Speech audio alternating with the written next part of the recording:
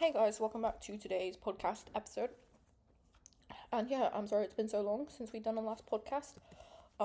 I've just tried to film this so many times, it's just not worked out. Because last time I filmed this, I accidentally doxed myself while filming this because, yeah, let's just say I didn't really think some things through when I was filming it, so I couldn't release that. So now I've had to refilm this, and it was taking me time because, yeah. So I put a bunch of topics in here. Okay, first topic, dry January. Some of you might love it, some of you might hate it. Somehow I've been roped into doing dry January, and people are gonna be like, how did you get roped into doing dry January? Like, no one's forcing you to do dry January. Yeah, I know no one's forcing me to do dry January. Basically what happened was I went out, like, I think it was like 4th of January or like one of the nights in January, and I basically just drank way too much, and I came home and I had the worst, like, hangover of my life, and it was like heart palpitations, it was like, I don't know, my heart felt like it was literally beating at my chest. I felt completely too warm to do anything. Like, it literally just felt like the whole world was burning up, and I was like, I couldn't, I don't know, just exist. I had to like try and turn the AC down even cooler than what it was, and it still wasn't cold enough for me.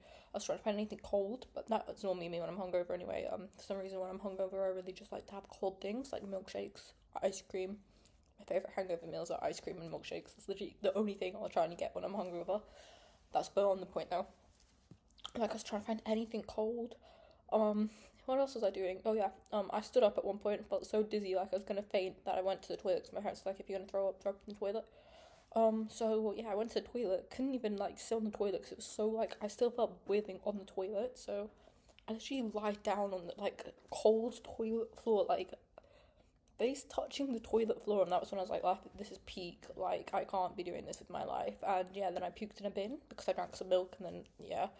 Um, the point of that whole thing was, at some point, I guess, in this whole thing, I just thought it was so chaotic. I actually just started praying to God, and I said, God, like, if you help me out of this situation and make sure everything's fine, because I genuinely thought I was gonna have a heart attack and die. I said to him that I wouldn't drink till I go back to uni.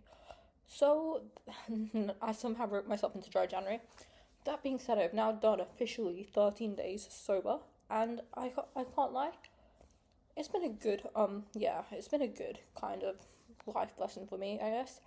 I can do things sober, I can exist sober, I've been to function sober now, and like I haven't drank since then, but I don't know. I don't know if I want to continue drinking or not. Like, it's one of those things. I know I probably will when I go back because I do miss the club a lot. Like, I really sometimes think of the club and like all my memories in the club, but I don't know. I feel like I'm a changed person. Like, I just don't want to drink to the same extremity I drank to last year. So there's to dry January, I guess.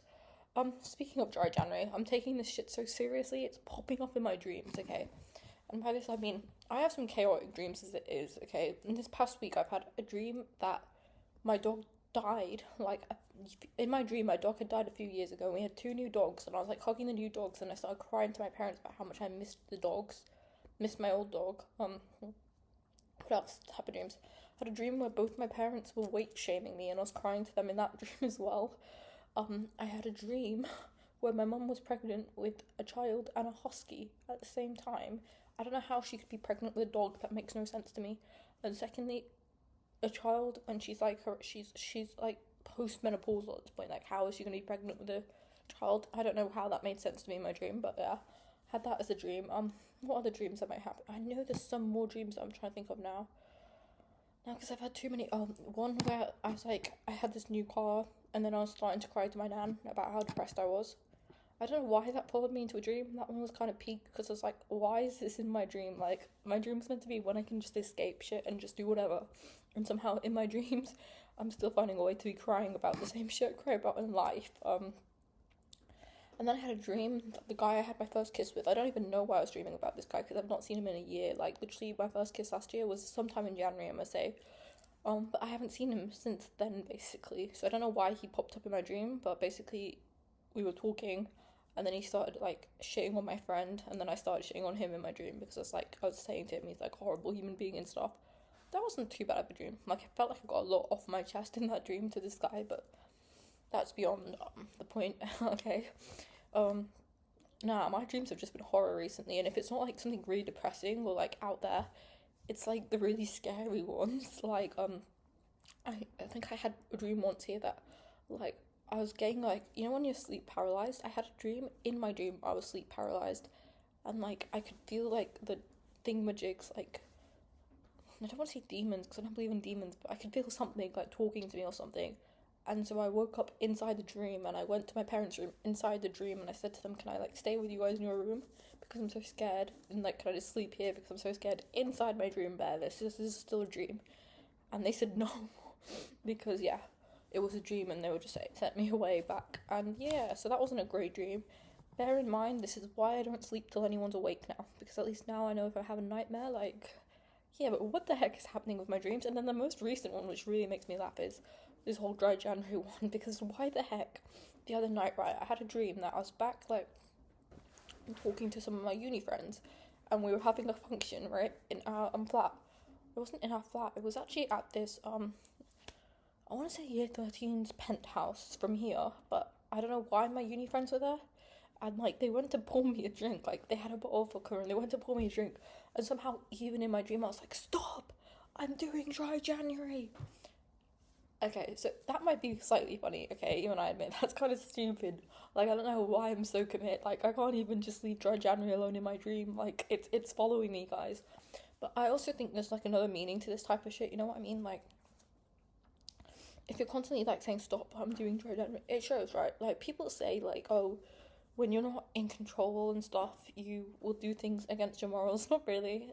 If you're really committed to things, I think in life, you don't even go against them when you're out of control and not in your own subconscious. Because what do you mean? Even in my dream, right? My subconscious knew, like, no, she's not drinking. Like, in my dream where you can do anything, you can freaking fly in dreams and, like, just do whatever. Somehow my subconscious locked in and said, no, she's not drinking even in your dream. Bro, like, dry January, that's the point, right? So I don't believe when people say, like, oh, I cheated because I was out of control and, like, this and that. No, you're always in somewhat control, okay? Even blackout, you're in somewhat control. You just don't remember what you're doing. Your subconscious does. It's like dreaming. You're not in control in your dreams, technically, you're asleep, right? But your subconscious is doing stuff. And that's why I truly believe if you're truly loyal to something and committed to it, you're not gonna do, like, that's why cheating has no excuses. Because I'm sorry, your subconscious knows, right? It's like even blackout. If you're cheating on someone, if you're kissing someone, there's no excuses in your subconscious. If you were truly committed and loyal to someone, even blackout and stuff, you'd be like, no, I've got a boyfriend or I've got a girlfriend, like I did in my dream apparently, where I was saying no, I'm doing dry January, like because my subconscious knew I was committed to that type of stuff, right?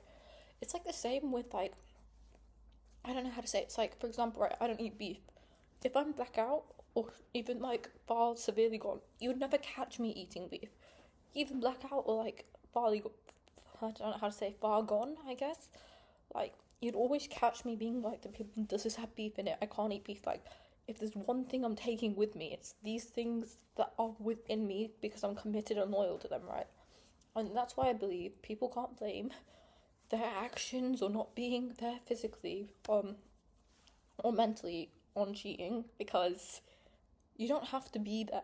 It has to be in your subconscious, okay? If you're acting on something, that something's in your subconscious. You know what I mean? Like, if you were truly committed, even far gone, even in your sleep apparently, you wouldn't do the actions you said you're not gonna do. Like, because I'm so committed to God, right? And I made this promise to God. Somehow, even in my dream, my subconscious is like, no. Like, in a dream where you could do anything, there's no punishments in dreams, you know what I mean? But that's my point, so, I don't know. Takeaway? What a cookie dream to have, man. That's, like, why is dry January appearing in my dreams? I don't know, but the other takeaway, that's why I don't think you should ever, like, accept someone being like, oh, I was, like, drunk and that's why I did this and that. No, you didn't, okay? Because your morals stay with you regardless of whether you're physically present in your mind. It's in your subconscious, it's in your brain somewhere. So please, like, let's be real, guys. What other topics was I going to talk about? I actually put a list together. Yeah, I talked about heart palpitations. I've been having some weird... Why every single episode my nose is always itchy? I don't like this. Actually, gonna cause me to crash out in a second. Anyways, yeah, so I've been having some weird feelings in my heart recently. I had that one time with the drinking, like I said, and so I kind of took a break and I've gone sober. And then I've had the other day I drank a lot of coffee. Like I had, I don't think it was a lot. It was one iced latte, one coffee here, and then one Red Bull, and I had the most horrible. And then I went on a 5K run. and I had the most horrible like heart palpitations I think a person could have. Pardon me. And yeah, I don't know why, and it was so scary, and it was like I genuinely thought I was having a heart attack, and people never go to Google. If you think you're like dying of something, Google just confirms your worst fears, I'm telling you. Bro, I Googled like a heart attack in women's symptoms. Chest pain. Okay, I'm having slight pains in my chest. Pain in your arm, specifically the arm next to your heart. Somehow I had some pain in my arm, so I was worried. Then it was saying all these other symptoms like shortness of breath. I couldn't really breathe well because of palpitations. Like, yeah, this is it, I'm dying of a heart attack. Then I was like, the last thing I want to do now is go to sleep, because if I die in my sleep of a heart attack and my parents wake up to see this, it's traumatic to them. That's what I realised, like, to be honest, death, I feel like people only fear death because of, like, you know what I mean, what it would do to other people around them. Like, I don't know what happens after death. I don't really, like, I believe in God. I believe there's, like, I don't know, a good afterlife at least, or if you're a good human being, something good's coming to you after, like, and stuff. That's not my fear about death. My fear more about death, and in general, death is scary because of the pain it inflicts on people around you. You know what I mean? Like, just knowing that people around you would be in pain for never seeing you again, or like the other way around, you would be in pain for never being able to see someone else again. That's what's scary to me about death. I mean, unknowing about what happens afterwards wouldn't be as scary, like, I guess, if you didn't have a family or people who loved you, you know what I mean? Because it's like, whatever happens afterwards, no one here would be impacted. The thing that scares me the most about like death is literally just the people I love being upset and hurt and stuff. So that was my biggest fear. I was like, I don't know. I was like, I can't like not tell my parents because I don't want them to like, if anything did happen, God forbid, thank God nothing happened. It was just really bad heart palpitations. You're starting to drink water, people, please. Apparently, dehydration can give you really bad heart palpitations. And also maybe like cut back on the coffees. I haven't cut back on the coffees too much. I think I had 3 today, but the thing is I've also been hydrated today, and then I don't really drink energy drinks anymore. And the thing is, I love energy drinks. I love a white monster. I love a Red Bull. And the thing is, people, you know what I mean? It's a laugh and a joke about. Everyone laughs and jokes about their like health these days. Like everyone's like, oh, we're so unhealthy. We drink all this caffeine. Like, you know, there's like a whole joke online about it. It's like, though you only live once mentality, so drink a bunch of like caffeine and like alcohol and do whatever, and you don't realize how much it actually affects your health until you have things like heart palpitations and stuff. And then you realize like this stuff has real impacts, you know what I mean? It could be real serious at some point. Like, it's all a laugh and a joke until you think you're having a heart attack, and then you kind of think about how serious like the consequences could be. Like, thank God that wasn't the true thing that was happening, it was just palpitations. But like, I don't know, after that I was kind of like, yeah, I gotta reel it back in with energy drinks and stop like just, I don't know, messing around, I guess, with my life and what I'm putting into my body. So yeah, I kind of cut back on that too. Gym slash diet update is something else. um that's what I was gonna say. So I've kind of gone to the gym. I'm trying to get back into it anyways, but the diet is, it's so bad to say, but I swear I'm literally just the type of person who likes to say I'm doing things. And I realised this like the other day, right? Because I was like to my mom the other day, I was like, okay, I'm going on a lean cut. I don't even know what a lean cut is, okay? But I just I normally say I'm protein maxing. The issue is now I'm like down to 1 meal a day, so it's like I don't have time to get enough protein in my meals, and also like then I'll just order takeout and at night, so it's like a counter intuitive thing, I guess. But the other day I was like, I'm on a lean cut, like, I'm gonna, like, lean cut or whatever. I went to the gym straight after, bought a big bag of Maltesers and just ate them. And then I was eating them on my way home, and I was just like, yeah, you know what, I'm just the type of person who likes to say I'm doing something when in reality I'm just trying to, I guess, live life. And I don't know, man, I don't know why it's always some sort of diet that I like to say I'm trying to do. It's never anything else. Like, you'll never catch me, like, saying I'm doing anything else. It's always some type of diet. I'm always, like, I'm protein maxing, I'm lean bulking, I'm lean cutting. I'm not doing any of those, mate. I'm just eating whatever I want and just saying I'm doing it, to be honest. It's not good, but do I really care? No.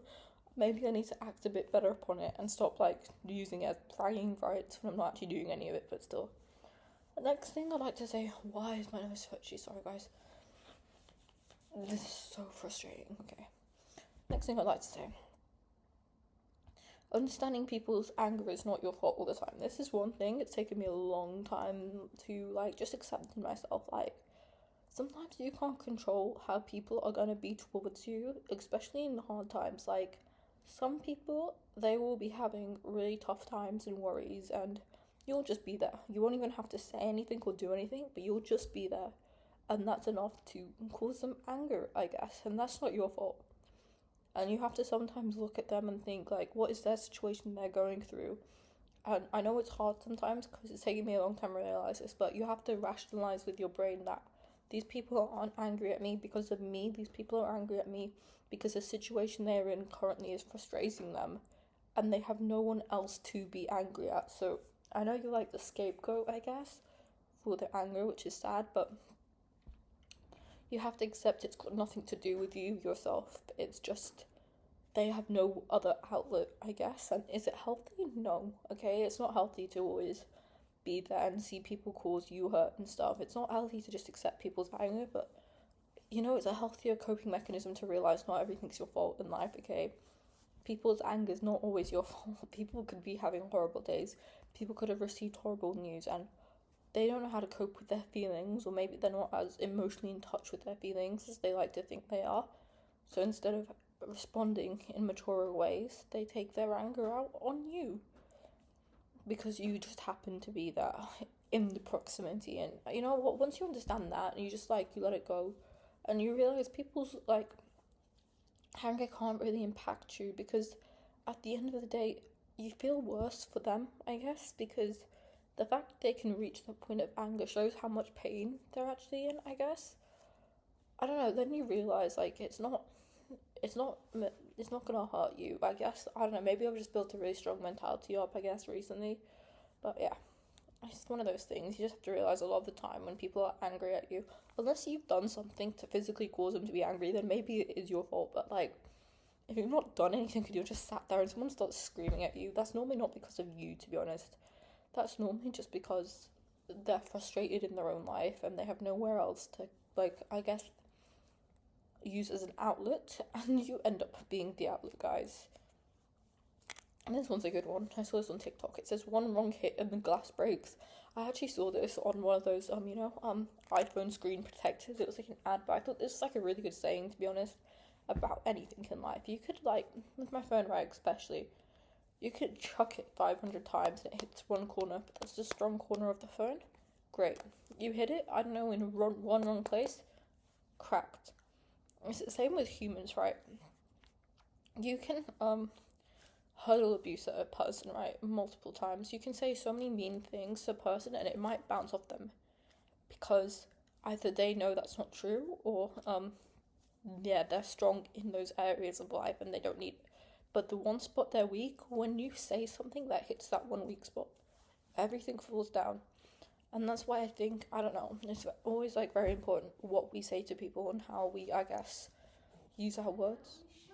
I'm trying to make a podcast. Sorry guys, I just got told to be a bit quieter, so I'm gonna try and speak quieter, I guess. Yeah, but that's one thing. I think it's very important we think about, I guess, how we use our words in life, because sometimes you can say one wrong thing and it hurts people. And yeah, you never want to be the person who says something that's going to break someone down, because someone can only be strong for so long, you know what I mean? You throw rocks and they can hit places, but then someone throws one rock and it bashes everything down.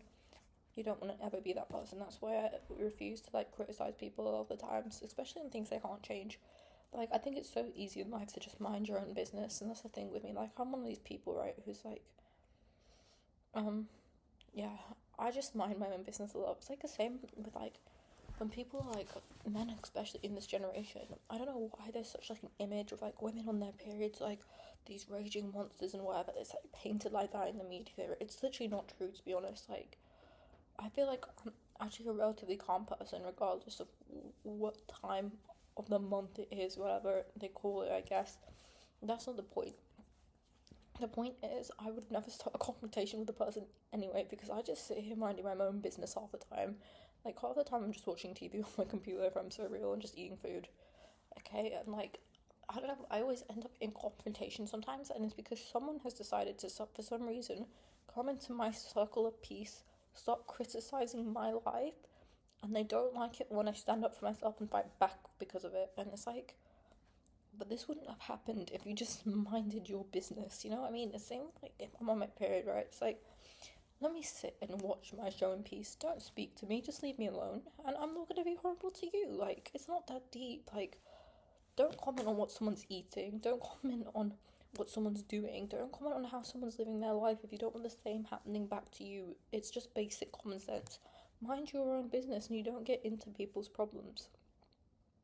But then there's people who think it's their business to get into everyone else's business, and that's how arguments and insecurities and fights and criticism starts. Like, I get trying to help someone for the better of it, but criticizing their every move is never the way to go, I guess.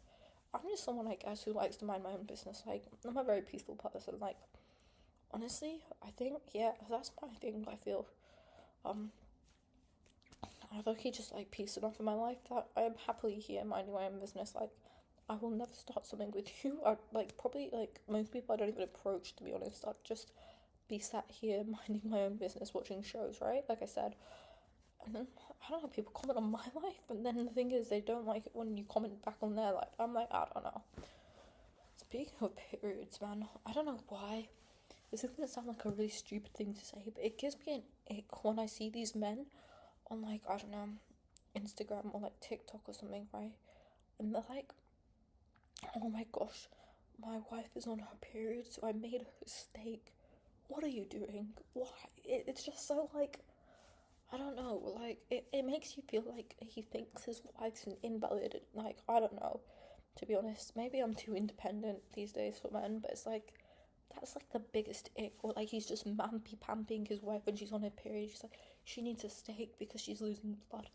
Go away, okay? Leave her alone. Maybe she just wants to be alone. Maybe you should just go and camp for a few days, man. I don't know. I think a lot of issues with men is they just don't know how to use common sense. Like, if I'm on my period, a lot of the time I probably just want to be left alone. You know what I mean? And the only time I probably get pissed off with people is, right, if you come to me with a problem while I'm like basically not in pain. I wouldn't say that pain, but it's just an annoying type of uncomfortableness on your period. It feels like you're kind of, I don't want to say diarrhea, this is my channel. It feels like diarrhea mixed with carrying a bag of rocks on your back, okay, man? Like, and then you're coming to me with problems? Just leave me alone, okay? Let me go hibernate. Half the time I'll probably just sleep. But what I do not ever want a man, please, if divorced, I will actually, like, I'm not saying that men can't buy their women, like, chocolates and stuff for their periods. I don't know, everyone's different, to be honest, but I just don't want people to treat you different based on whether it always that time of the month or not, I guess. You know what I mean? Like, they should treat you like that every day of the month regardless, right? But, like, I get being more patient. That's not even being more patient. You don't have to be more patient. Just understand that someone's in pain, I think, is all I'm saying. And don't start cooking people steaks and thinking you know more than a woman does about her own period. She's losing blood, so I need to cook her a steak. Shut up, bro, and go out and camp or something. I don't know. Do something with your life instead of harassing women around you. I feel like that's bad to say, because maybe like the woman actually he's married to enjoys the fact that he cooks her a steak. I don't know. It just gives me the ick, because like, why are you so up in her life like that? Like, why do you know every single bit of like, I don't know, that sounds bad to say. Anyways, moving on from that topic, this is also something. I am so good at being able to know who likes who just by eye contact, okay? Like, I can watch and observe so well. When someone makes eye contact with someone they like, I know that shit. I know that shit before people know that shit. Before they even know I clock that shit. Like, I'm very good at it at this point. Like, I know too well. And I don't know if that's just because I'm really observant or like what, but yeah. I don't know what else I was going to say on this podcast today. Oh, man. What was I going to say? Yeah, that's all I think, guys. Have a good night, I guess. Be good people, and thanks for watching.